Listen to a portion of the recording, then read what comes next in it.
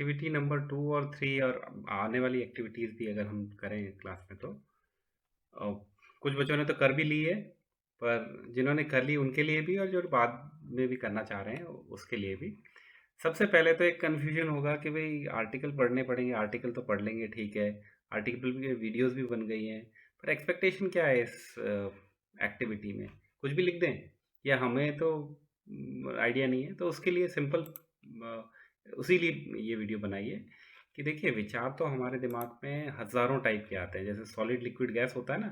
वैसे ही हज़ारों टाइप के विचार आते हैं हमारे दिमाग में। कुछ की शेप होती है, कुछ शेप ले लेते हैं अलग-अलग तरीके से और कुछ हमें लगता है कि नहीं ये तो बहुत ही रॉक सॉलिड हमारा ब्राइट आइडिया है और ये सिर्फ हमारे पास में ही है, पूरे वर्ल्ड में किसी के पास में है नहीं। तो जैसा भी हमारा एग्जाम्पल बैंक हो, जिस भी फील्ड से रिलेटेड हो, लेट्स से आपने कहीं पे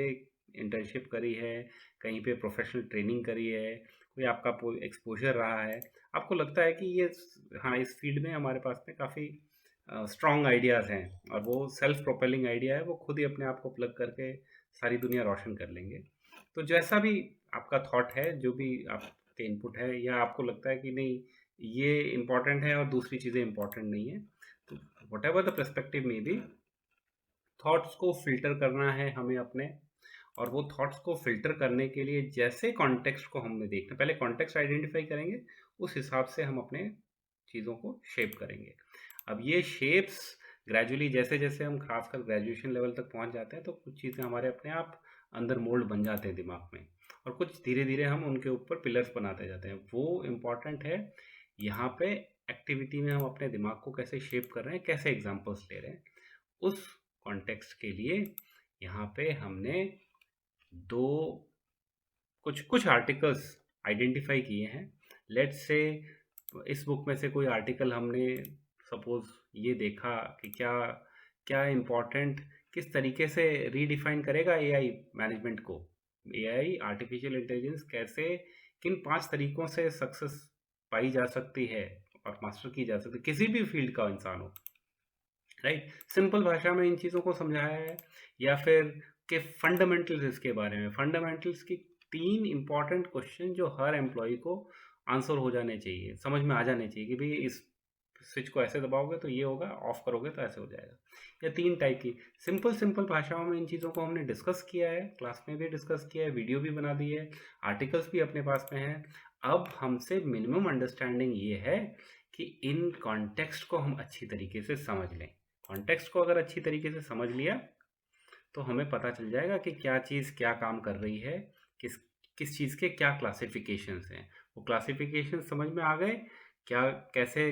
ये एआई काम कैसे कर रही है, या क्या हमें प्रोग्रामिंग नहीं सीखनी है, हमें एक्चुअल आउटपुट, जैसे हमें माइक्रो प्रोसेसर कैसे चलता है हमको नहीं पता, लेकिन हम लैपटॉप यूज़ करना आता है हमें, राइट। सेम एनालॉजी यहाँ पे हम समझ लें, और हम ये इम्पॉर्टेंट बात समझ ली है हमने, उसके बाद में हम इन एक्टिविटीज़ को करें तो हमारे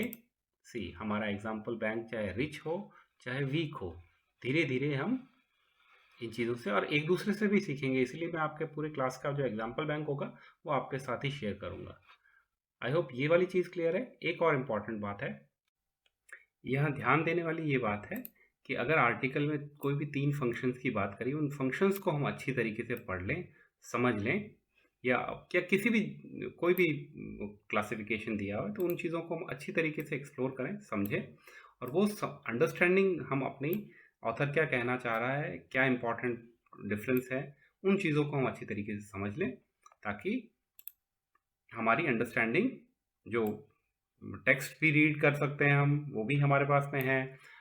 वीडियो भी बना ली हिंदी में सिंपल भाषा से उस टेक्स्ट टेक्स्ट को, आर्टिकल को समझने के लिए। तो ये 2 चीज़, और क्लास में भी डिस्कशन हुआ है, ये 2-3 चीज़ करने के बाद में मिनिमम अंडरस्टैंडिंग है कि यहाँ पे हम ब्लंडर नहीं करें इन फंक्शंस की अंडरस्टैंडिंग में, या जो भी 2-3 क्लासिफिकेशन अलग अलग जगह पे दिए जाते हैं उन चीज़ों की समझ हम अच्छी रखें, स्ट्रांग रखें। उसके बाद में उसकी समझ हमने बना दी, फिर उसको हम जिस भी कॉन्टेक्स्ट में हम एग्जांपल देना चाहते हैं उस कॉन्टेक्स्ट में, लेट्स से लॉस प्रिवेंशन की बात करें या किसी एक्सेस कंट्रोल की बात करें, वहाँ हम अपना इमेजिनेशन यूज़ करके इनको अप्लाई करें, जैसा भी आपने इंटर्नशिप में या